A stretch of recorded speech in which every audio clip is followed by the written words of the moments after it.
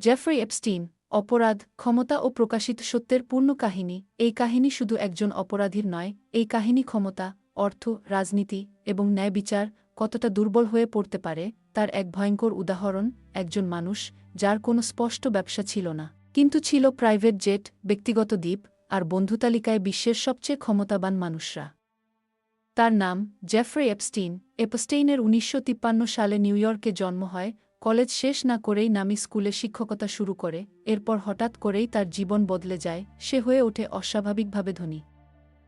আজও কেউ নিশ্চিতভাবে বলতে পারে না তার অর্থের উৎস কী ছিল, কে বা কারা তাকে এই ক্ষমতার দরজায় পৌঁছে দিয়েছিল।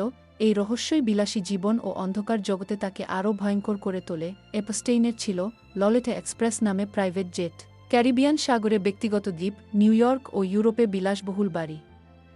এই জায়গাগুলোতেই পরে উঠে আসে অপ্রাপ্তবয়স্ক মেয়েদের উপর ভয়ঙ্কর যৌন নির্যাতনের অভিযোগ। ভুক্তভোগীদের ভাষায় প্রথমে দেওয়া হতো প্রলোভন, তারপর ভয়, এরপর দীর্ঘ নীরবতা।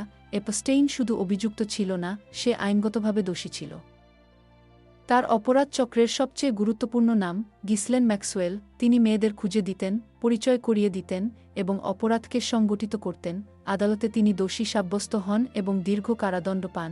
এপস্টেইনের সামাজিক জীবনে অনেক প্রভাবশালী মানুষের যাতায়াত ছিল, তার মধ্যে ট্রাম্প, বিল ক্লিন্টন ও বিল গেটসের নাম আসে। পুরনো কিছু ছবিতে দেখা যায় ডোনাল্ড ট্রাম্প এপস্টেইনের সঙ্গে ১৯৯০-এর দশকে সামাজিক অনুষ্ঠানে উপস্থিত ছিলেন। ট্রাম্প পরে বলেন তিনি এপস্টেইনের সঙ্গে সম্পর্ক ছিন্ন করেছিলেন।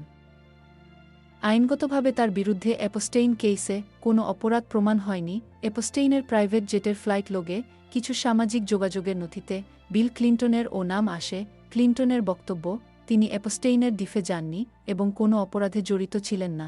এখনও কোনো আদালত অপরাধ প্রমাণ করেনি।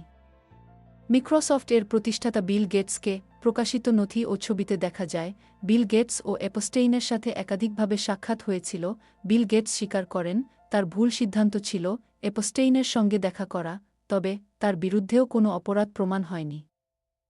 ২০২৪ সালের জানুয়ারি মাসে যুক্তরাষ্ট্রের আদালতের নির্দেশে দীর্ঘদিন সিল করা থাকা এপস্টেইন সংক্রান্ত নথি প্রকাশ করা হয়।